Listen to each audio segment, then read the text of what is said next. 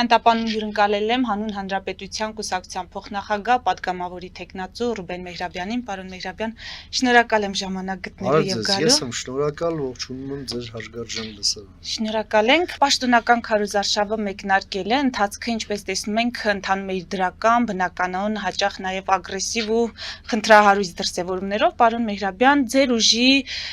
իրականացրած քարոզարշավի ընթացքում կարծես թե աղմկահարույց միջադեպեր չեն գրանցվում, ինչպես իշխանականների կամ որոշ ընդդիմադիրների դեպքում։ Ինձ հետաքրքիր է դուք ինչով կպայմանավորեք դա, ընթացքը ընդհանուր առմամբ ինչպես կգնահատեք, արդյոք ունեք մտահոգություններ։ Այո, մեկնարկել է ընտրարշավը եւ հասել իր մեջտեղին, հա, այսպես ասենք, հասարակածն ենք հատում։ Դեռ մոտավորապես 2 շաբաթ էլ կա եւ գնալով թեժանալու է։ Ստերության ընտրարշավը թունավորված է Ռուսաստանի կողմից տարվող հիբրիդային հարձակումներով։ Ռուսաստանը այդ հարձակումներն իրականացնում է թե անմիջապես, թե իր կողմից հավաքագրված թեկնածուների կողմից հավաքագրված շահերի իմաստով, իսկ ոմանց դեպքում էլ ինչպես մամուլն է վկայակոչում, հա, նաև բառիս ուղակի փաստաթղթային իմաստով հավաքագրված աֆիլիացիաներ են ի հայտ գալիս Ռուսաստանի հատուկ ծառայությունների հետ, ըստ էության հաստատվում է, որ Ռուսաստանը հենց պետական մակարդակով է իրականացնում հիբրիդային պատերազմը Հայաստանի դեմ, ռուսական հատուկ ծառայությունները ներկայացված են Հայաստանում ռեզիդենտներով, որոնց անուն ազգանունն էլ է հայտնի, FSB-ի գծով, ռազմական հետախուզության գծով եւ արտաքին հետախուզության ծառայության գծով։ Եվ դրանք բոլորը գտնվում են Ռուսաստանի դեսպանության տանիքի ներքո։ Նրանք իբր դիվանագետներ են։ Այդպիսին է նաև Ռոսատոմի ներկայացուցչությունը Հայաստանում։ Նրանք միջուկային ֆիզիկայից հետ այնքան առնչություն ունեն, ինչքան խոզը նարինջների հետ կապ չունեն։ Նրանք իրականացնում են, այսպես ասենք, ազդեցության օպերացիաներ Հայաստանում եւ կոորդինացնում են Ռուսաստանի ազդեցությունը Հայաստանի ներսում ընդհանրապես, իսկ ազդեցությունն ընտրական process-ի վրա մասնավորապես։ Կարող ենք ինչ-որ բան անել այդ թունավորումից խուսափելու համար կամ այդ ազդեցությունը թույլատնելու համար, որոնց անուն ազգանունները արդեն հայտնի է, պետք է 24 ժամ տրվի եւ նրանք հայտարարվեն persona non grata եւ դուրս շպրտվեն Հայաստանից։ Որովհետեւ երբ մենք խոսում ենք հիբրիդային պատերազմի մասին, ես ձեր եթերում բազմիցս եմ խոսել սրա մասին եւ շատ վաղուց տարիներ ի վեր հիբրիդային պատերազմ բառակապակցության մեջ առանցքային բառը պատերազմն է։ Պատերազմ վարում են թշնամիները։ Թշնամական գործունեությունը Հայաստանում չի կարող լինել օրինական։ Եվ այն իրականացնող անձինք, այո, պետք է դուրս շպրտվեն Հայաստանից որպես անցանկալի անձինք։ Դրա համար Հայաստանը ունի միջազգային իրավունքով վերապահված այդ ֆունկցիաները, որը պետք է իրականացնի։ Դա բխում է մեր ազգային անվտանգության շահերից։ Երկրորդ, այդ բացահայտումները, որոնք բայց արդյոք դրանք բացահայտումներ են։ Իհարկե, բա ինչ են։ Որովհետև The Insider-ը դա սովորական լրատվամիջոց չի։ Դա մի կայք է, որտեղ զետեղվում է տեղեկատվություն, որը հավաքվում է հետաքննող լրագրողների միջազգային ցանցի կողմից։ Եվ այդ հետաքննությունները, որոնք տարիներ շարունակ հրապարակվել են,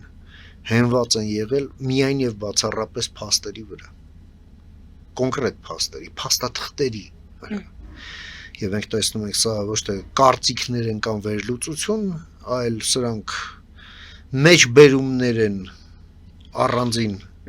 պաշտոնյաների հետ խոսակցություններից մեկ եւ երկրորդը շատ կոնկրետ փաստաթղթերի սքան պատճեններ են, սկանավորված պատճեններ են։ Դրան գումարելով նաեւ մեր հակակոռուպցիոն կոմիտեի այլ իրավապահ մարմինների ազգային անվտանգության ծառայության կողմից բացահայտումների եւ դրա վերաբերյալ հաղորդագրությունների հիման վրա հավաքվել է ամբողջական այսպես հանցակազմնապացուցող փաթեթը, որպեսզի 3 քաղաքական ուժեր ուղղակի դուրս շպրտվեն ընտրարշավից։ Դա Սամվել Կարապետյանի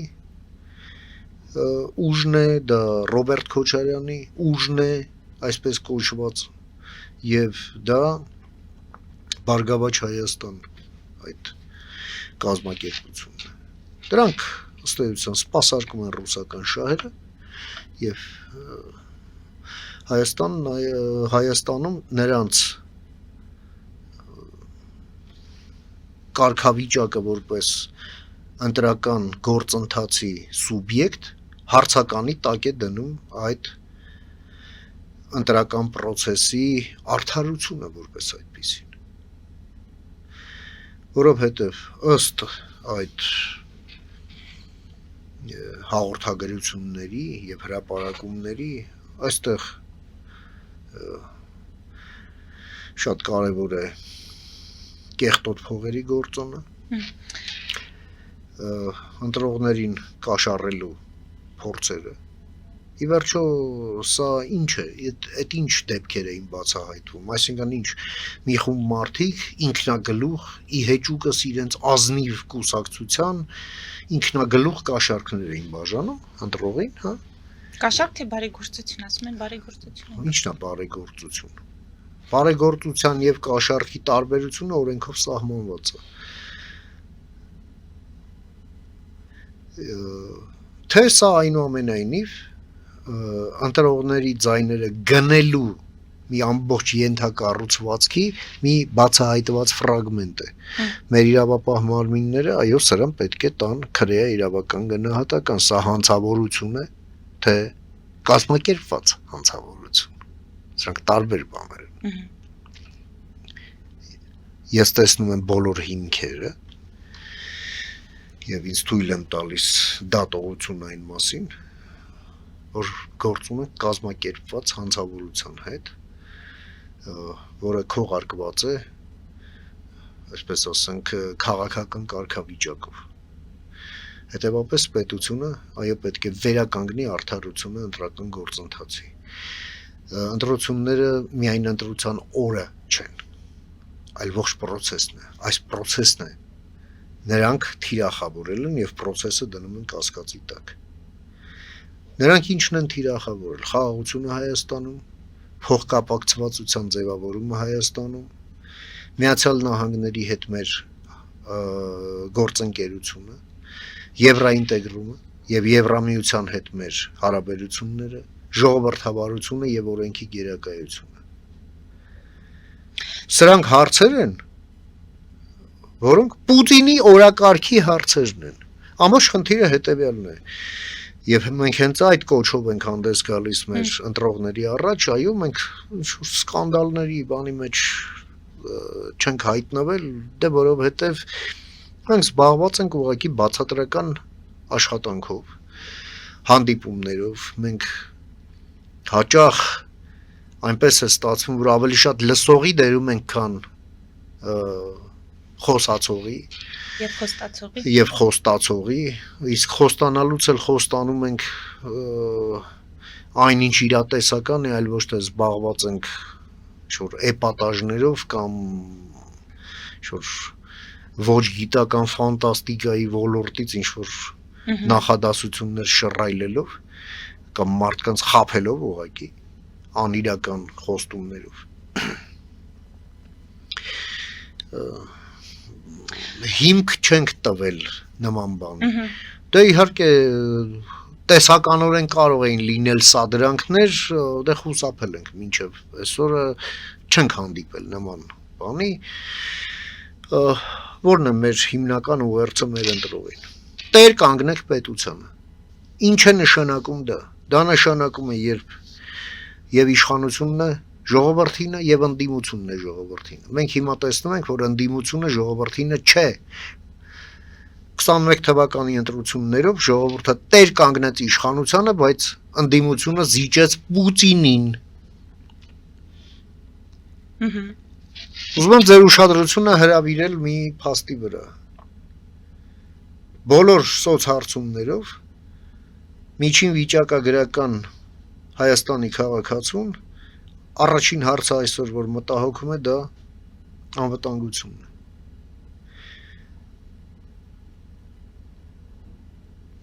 Անհերքելի փաստ է, որ պատերազմի վտանգը հիմա մի քանի կարգով նվազել է։ Եվ հարց է առաջանում, ինչու է այնուամենայնիվ անվտանգությունն ավելի շատ մտահոգում, որ շանվորդին է սպառնում Հայաստանի անվտանգությանը, ինչը դառնում է մտահոգության թիվ 1 առարկա մեր ընտրողի համար։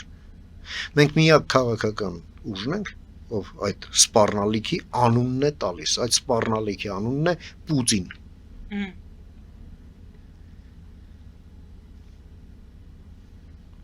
Երբ Հայաստանի վարչապետը խոսում է մաֆիայի մասին, այստեղ պետք է ուղղում անել։ Հայկական մաֆիա գոյություն չունի, գոյություն ունի ռուսական մաֆիայի հայկական ֆիլիալ։ Սա մենք պետք է ֆիքսենք։ Սա մենք պետք է ֆիքսենք։ Այո, նրանք ունեն իրենց մետաստազները նաև իրավապահ մարմիններում, դատական իշխանության մեջ, այլ պետական ինստիտուտներում եւ դրանով են մաֆիա։ Բայց կրկնում եմ, սա ոչ թե զուտ ներհայաստանյան երևույթ է, սա ռուսական մաֆիայի հայկական ֆիլիալն է։ Ինչ արձանագրենք, Փաշինյանը չկարողացավ իր իշխանությամբ պայքարել այդ մետաստազների դեմ, թե Փաշինյանը չցանկացավ, որովհետև եթե պատկերացնենք, որ միջավայրը թունավորողները չլիներին այս քաղաքական դաշտում, այս process-ի մեջ, ապա ում վրա էր մատ թափ տալու Նիկոլ Փաշինյանը, այսպես ասած, այդ ամպագորգոր, այդ աղմկահարույց ելույթները ում Ես այդպես չեմ դիտարկում հարցը։ Ինչպես Այս ավելի ծանր է, որովհետև մենք գործ ենք ունեցել սխալ ախտորոշման հետ։ Սխալ ախտորոշման հետ, կրկնում եմ, մենք ցավոք սրտի միակ ուժն ենք, որը սպառնալիքի անունն է տալիս։ Դուք լսել եք, որ իշխանությունը սպառնալիքի անունը տա։ Չէ, դե հենց դրա համար եմ հարցնում։ Իմ հարցը ինքը Չէ, որովհետև իշխանությանը թվում էր, տեսեք ինչ էր ասում էր հաց եմ կերել իրենց հետ,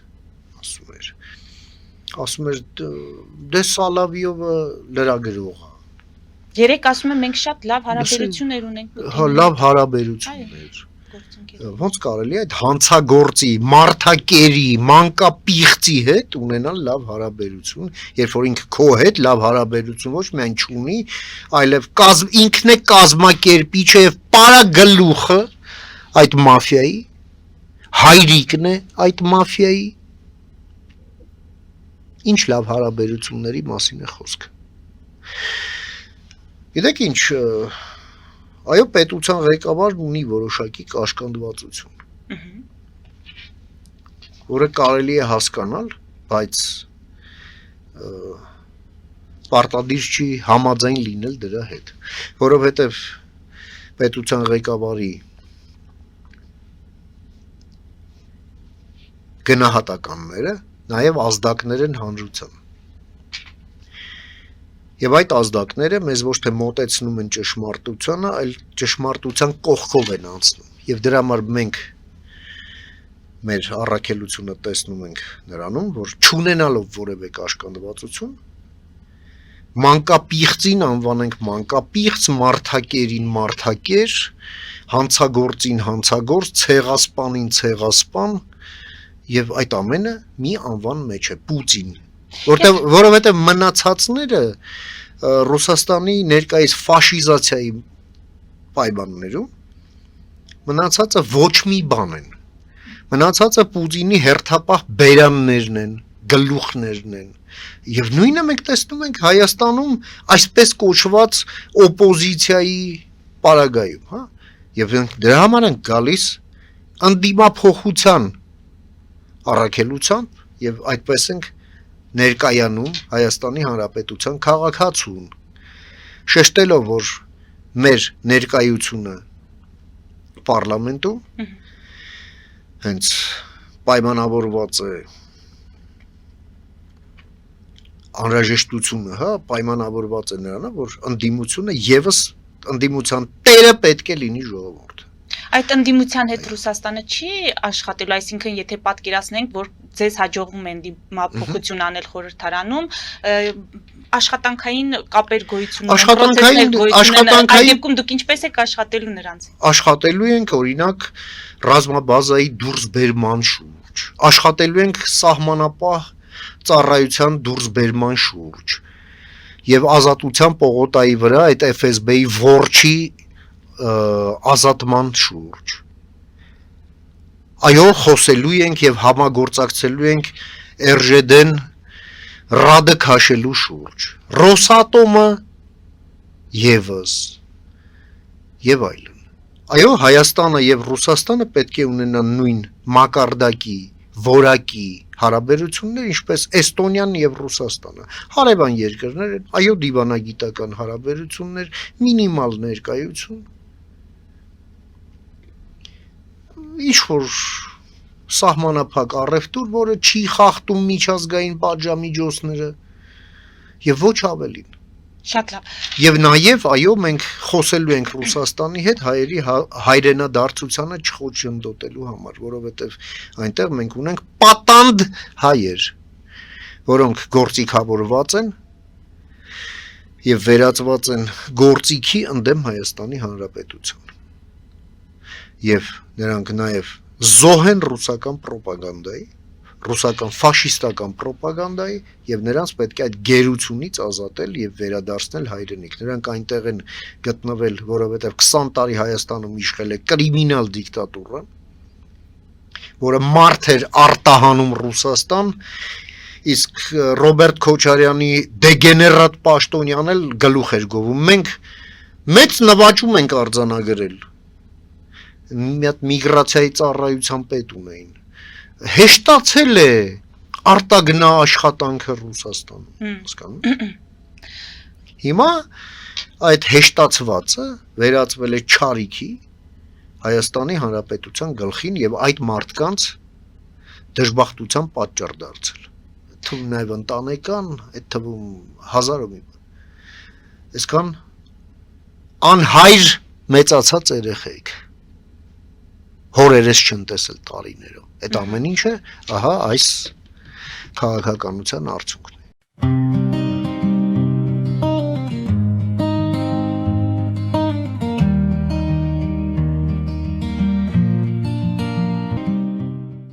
Ֆելիչե ժամանակակից ատամնաբուժական կլինիկա։ Այստեղ հարմարավետությունն ու խնամքն առաջնային են։ Այստեղ կիրառվում են ատամնաբուժական ամենաժամանակակից տեխնոլոգիաներ, ճշգրիտ ախտորոշում, արդյունավետ բուժում, նուրբ փորձառություն եւ անհատական մոտեցում։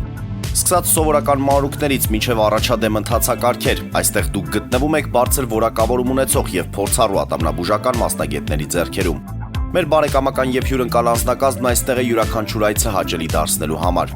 Ֆելիչե, ձեր առողջ եւ ամենաերջանիկ շպիտը սկսվում է այստեղից։ Եկեք եւ բացահայտեք նորարարության փորձագիտության եւ կարեկցանքի կատարյալ համադրությունը։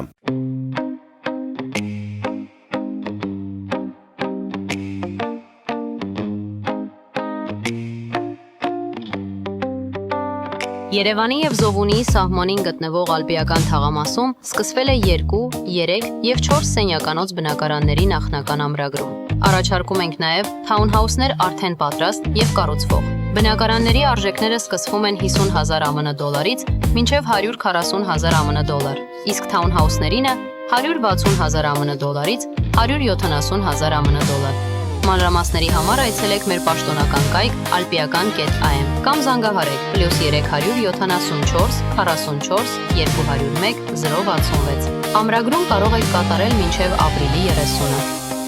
Ալպիական թաղամաս, ձեր նոր տունը հայրենիքում։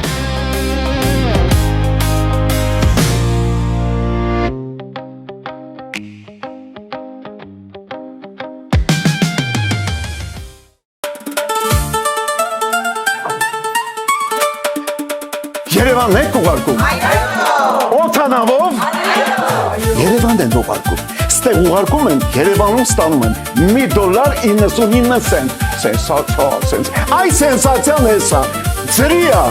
Իսկ ավտոմեքենաները կարող եք ուղարկել անհավատալի ցածր արժեքներով։ Նավով վճարում եք 1 արկղի համար 2 արկղ անվճար։ Ասեք,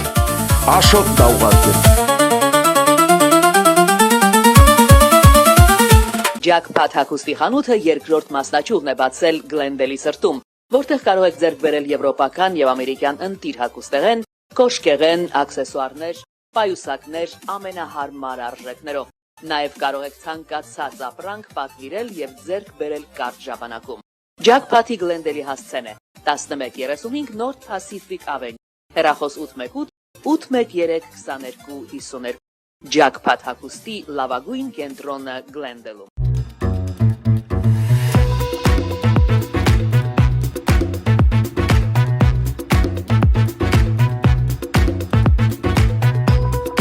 Արարատ ռեստորան, ընտանեկան եւ ընկերական ժամանցի լավագույն հասցե, սիրված արտիստներ, հյուրընկալ մթնոլորտ, հարուստ ճաշացան, անմահական խորտիկներ։ Արարատ ռեստորան, հասցեն անփոփոխ, սիրով սպասում ենք ձեզ։ Լավագույն պաղպաղակ, բնական, համեղ եւ մատչելի գներով պաղպաղակը կարող եք ձեռք բերել բոլոր հայկական խանութներում։ Պահանջեք հայկական պաղպաղակ, Թամարա պաղպաղակ։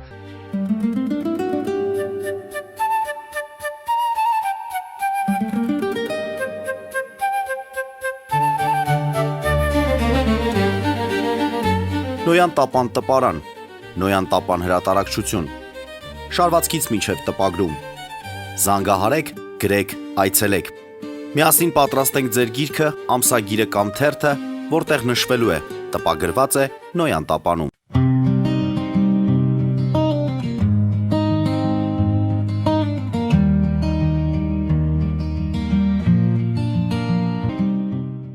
Ձեր կատեգորիկ դիրքորոշման հետ կապված իհարկելի հարցեր կան, բայց քանի որ ժամանակը սահմանափակ է, ես ուզում եմ մի փոքր շեղվենք, պարոն Մեհրաբյան, Ռուսաստանից, ինչպես դուք էլ ձեր խոսքում արդեն նշեցիք, շատ ակտիվ հետևում են, ավելի ներգրաված են, մայիսի 29-ին պատրաստվում են Հայաստանի կարգավիճակի հարցը քննարկել ԵԱՏՄ-ում, եթե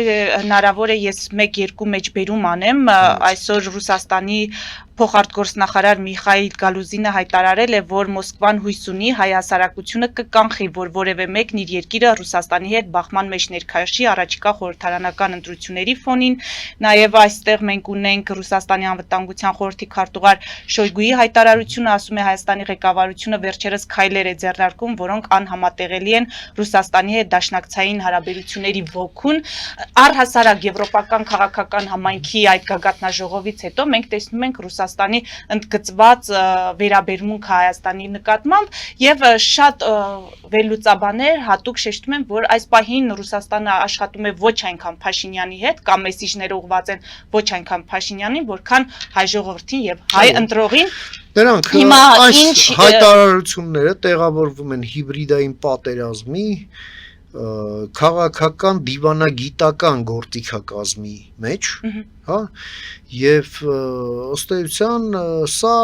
Հայաստանի քաղաքացու դեմ դիսկուրսիվ ճնշման գործողություններ են, հա, այն ուղղված է ահաբեկելու Հայաստանի քաղաքացուն եւ ազդելու նրա ընտրական նախապատվությունների։ Հիմա եկեք մենք հակառակը անենք այնպես, որպեսզի մեր ընտրողը չկաշկանդվի, չհաբեկվի եւ այդ ազդեցությունը չլինի այնպեսին, ինչպեսին նրանք պատկերացնում են։ Այո։ Ուրեմն Ռուսաստանը փորձելու է ուղղակի մեր քաղաքացիներին խորհուրդ կտամ մի հատ էլ Մեծն Թումանյանի Չարի վերջը կարդալ, էլի։ Նույն պատմությունն է։ Նույն աղվեսի պատմությունն է եւ կոչ անել ուղղակի մենք չլինենք այն հիմար կկվի դերում։ Ռուսաստանը կարող է մանր-մունր կեղտոտություններ անել Հայաստանի նկատմամբ, բայց ոչ ավելին, որովհետև Ռուսաստանը զրկվել է շատ լուրջ լծակից ընդդեմ Հայաստանի, դա կոնֆլիկտներ Ադրբեջանի հետ եւ մեր կախվածությունը ռուսական զենքից։ Հիմա չկա ոչ մեկը, ոչ երկուսը։ Աստված մեզ խնայել է եւ մեծ շնորհ ընծայել, որ մենք չունենք ընդհանուր սահման Ռուսաստանի հետ։ Եվ երկրորդը փառք ու պատիվ Ուկրաինային, որ այդ թունավոր օծի, թունավոր ատամը քաշել գցել է մի կողմ եւ ողնաշարն էլ ջարդել։ Այդ էլ օծ չկա։ Միայն ֆշացն էլ կա։ Իհարկե Ռուսաստանը շարունակում է մնալ վտանգավոր, այդ թվում նաև նրանով, որ այդ հատուկ ծառայությունները, որոնք ռեզիդենտներ ունեն Հայաստանում, նաև նրանց բնորոշ է տերորիստական գործողություններ, սերիական սպանություններ, այո, եւ ոչ միայն Հայաստանում, նայեք Սիրիայում ինչ են արել, Աֆրիկայում ինչ են անում, Ուկրաինայում ինչ են անում, հենց հիմա մեր խոսակցության պահին եւ այլն։ Հետևաբար այո, պետք է մոբիլիզացիա, պետք է ամենասերտ համագործակցությունը մեր համախոհ գործընկեր երկրների հետ դիմագրավելու այս ժանտախտին։ Չկա վախենալու մի, ամենավախենալու բանը մեր վախն է։ Ուրիշ վախենալու բան չկա։ Այո, մենք ի վերջո չենք պատրաստվում մեր պետությունը մատաղանել ռուսներին։ Ռուսական գիտակցության մեջ Հայաստանը որպես պետություն գոյություն չունի։ Չունի։ Հայաստանը ժամանակավորապես կորցրած տարածք է, իսկ հունիսի 7-ն էլ հնարավորություն այդ կորուստը հետ բերելու համար ռուսական տրամաբանության մեջ։ Հայժողովուրդը վերջին հնարավորություն կարելի ասել։ Այն ամենից, այո, որովհետև այն ամենից հետո ինչ է արել Պուտինը ընդդեմ Հայաստանի, հայ ժողովուրդը Պուտինին մի հատ լավ ծեծ է պարտք։ Եվ Պուտինը հունիսի 8-ին պետք է արթնանա ծեծված հայ ժողովրդի կողմից։ Այդ ծեծը տեղի ունենալու քվեատուփերի մոտ եւ հայ ժողովրդի ընտրությամբ։ Եվ Ռուսաստանը մաքրվելու է այստեղից։ Ուրիշ տարբերակ չկա այն ամենից հետո, ինչ տեղի է ունեցել ռուսների կողմից Հայաստանի Հանրապետության նկատմամբ։ Եւ հանգիստ լինեն տնտեսվարողները, որ ՀԱՏՄ-ից մեզ միևնույն է չեն հանելու։ Մեր տնտեսվարողները կարող են հանգիստ լինել, մենք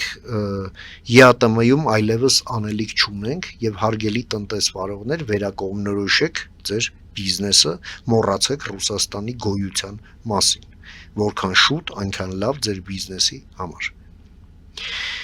Համագործակցեք պետության հետ, Հայաստանի Հանրապետության հետ, որպեսզի ձեր արտադրանքը դառնա եվրոպական ստանդարտներին համապատասխան, որը դուռ կբացի արտահանման համար ոչ միայն Եվրոպա, այլև շատ այլ երկրներ ոչ եվրոպական, բայց որտեղ եւս գործում են նույն եվրոպական ստանդարտները։ Չկա ուրիշ ստանդարտ աշխարհում։ Եվ մեր տնտեսվարողներին ես համբերություն կարող եմ մաղթել մեր ամենալայն 24/7 աջակցությունը նրանց այս անցումային շրջանը հաղթահարելու համար, ինչը մեր ծրագրային դրույթն է, որովհետև մեր տնտեսվարողները բառակապակցության մեջ այստեղ ամենակարևորը մերն է։ Եվ հաջողություն եմ մաղթում մեր համատեղ ճանապարհին, որովհետև սա մեր երկիրն է եւ արտահանումը Ռուսաստան, դա չպետք է մեզ վերածի Ռուսաստանի գերու, Ռուսաստանի պատանդի կամ Ռուսաստանի ստրուկի։ Իսկ այն ձեր ոնց էիք ասում, լավ, քաղաքական ուժերը, հա, որոնք ռուսամետ են, ռուսամետ չեն, ռուսամիտ են։ Նրանց էլ ես բան չունեմ ցանկանալու։ Միայն ցավակցություններ։ Մենք ձեզ հաջողություն ենք մաղթում։ Շնորհակալ եմ բովանդակալի զրույցի համար։ Մեծ դիտողներին հիշեցնեմ, որ զրուցում էի Հանուն Հանրապետության կուսակցության փոխնախագահ պատգամավորի տեխնացու Ռուբեն Մեհրաբյանի հետ։ Մեր ուղիղ եթերները կարող եք դիտել Patreon-ում, նաև այդ հարթակում աջակցել էկրանին երևացող QR կոդով։